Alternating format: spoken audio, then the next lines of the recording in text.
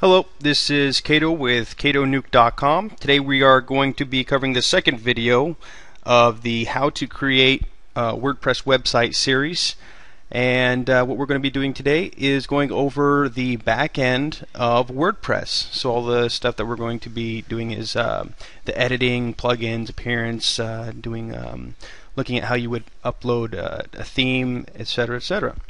So let's get started. And so the first thing that we see here is the dashboard. Dashboard is the first screen that does come up on WordPress, and it just shows an overview of your plugins, your comments, and gives you an option to write a quick post. On the left side you'll see a navigation bar. Each one of these tabs has a drop down arrow, and as you can see, it'll expand each of the menus. First one is posts, and it's pretty self-explanatory. A post, you can add a new post to your website, title, and your area where you're going to enter your content. You can also select a category from within the post, and if you do have a plugin that that does integrate with a post, it'll show up on this page. So again, that's posts. We selected add new, and that would add a new post. Second subcategory is the categories. Here you can enter in more categories.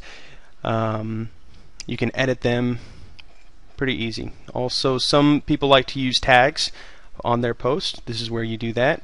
You can enter the new name and just hit add a new tag, or you can add a description. The slug automatically gets filled once you enter the name. Second tab we have is media. This is where you can upload your media, pictures, etc. And again, there's an add new button at the very top.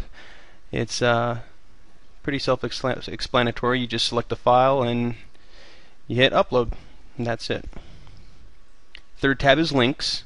WordPress comes with a set of default links. I've already deleted those, but this is where you add them. You can again select add new, and it will give you some fields to fill out to add those links. Links also have categories, just like posts, and you can edit those here. I'm going to close these. Pages are different from posts. Pages are static on your website, and those are for like your terms of service, your sitemap, things that are going to be staying on top of that nav bar.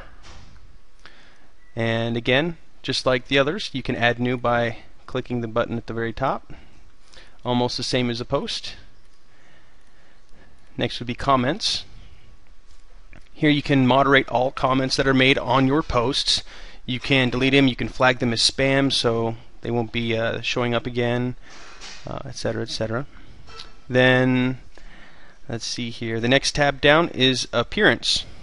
And appearance, you will see that I already have a theme preloaded. And normally you'll see this theme.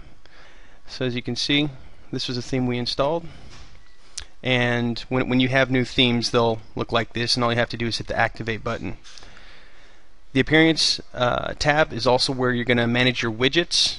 They're real easy. They're drag and drop. What you see is what you get, and they will show up on the right side of your website. WordPress does also give you the option to create your own menus, and this is where you would do that. Backgrounds, you can upload your own images for a background. You can also manage the header background if you're going to use the default template. You can manage the headers right here.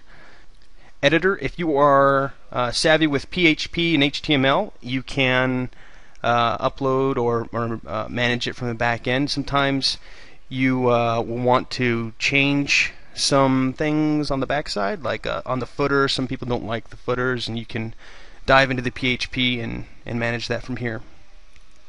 The next menu is your plugins, and this is my favorite part, because plugins, you can manage all different parts of your WordPress website. This you can insert. You can download search engine optimization plugins. You can download comment plugins. Anything and everything you could think of they make plugins for. Let's say you want to have an email list, they have a plugin for that. You want to have Facebook on your website, they have a plugin for that.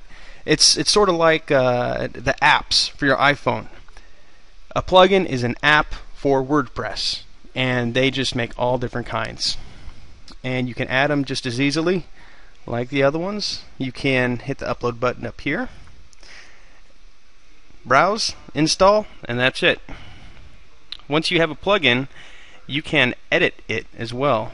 So you can visit plugin site, you can edit the plugin from the plugin menu. The next tab is users. This is where you would modify, edit, or add users. You can change, their avatar and everything just by selecting them. You can change their username, their information as well. Second to last menu is tools, and this is something I don't really use that often because they basically make a plugin for this. You can import, export all of your information on WordPress through the tools menu, but I like to use a special program. It's not a plugin, and what it'll do is it will copy your whole WordPress website. And this is extremely valuable because if you spend hours upon hours working on your website, you want a really good way to back it up. What better way to back it up than making a full clone of your website? And I will leave this plugin up on my website, catonuke.com, and you can check it out there. Last menu is settings, and on the settings there's a few submenus.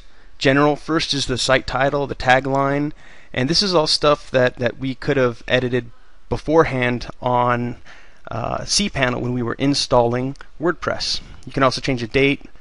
There is a list of URLs that I use that will ping your posts whenever you update them on WordPress.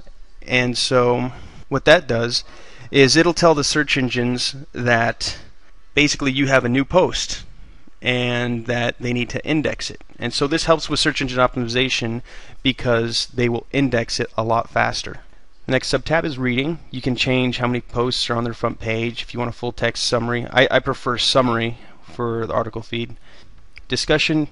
This is for your comment settings. You can change if you want to allow people to post on your website, or if you don't, you can change how long you want the comments to be available to people. Everything with comments you can find right here. The media sub-tab under settings. This correlates with the main tab on media. And so if you upload a picture, you can discriminate the size in the settings. So if you want to change the picture to a thumbnail size, you can. Medium, large, and you will set the dimensions. This shows you the upload directory. So you can change that upload directory to wherever you want. Privacy. This will allow the search engines to index your website. And you always have to make sure that I would like my site to be visible to everyone. The last and I think one of the most important things is the permalinks. And for permalinks, we're going to, this has already been done, but I got to make sure you click custom structure, and you're going to have the /% post name %. And when you first create a post, it's going to say, your site name / $P = 123. That's not good for search engines. They want to know what your post is about. So if it's a small page, I recommend just going straight post name. So that's it for that, and make sure to hit save changes. And that's it for this review of WordPress backend. Next video is going to be setting up the base settings for WordPress. There's a lot of things on the back end that we do need to modify to make friendlier for search engines, etc., etc. All right, don't forget to go to catonuke.com for the written transcription of this video, just in case you feel you missed anything. And I'll see you in the next video. Thanks a lot.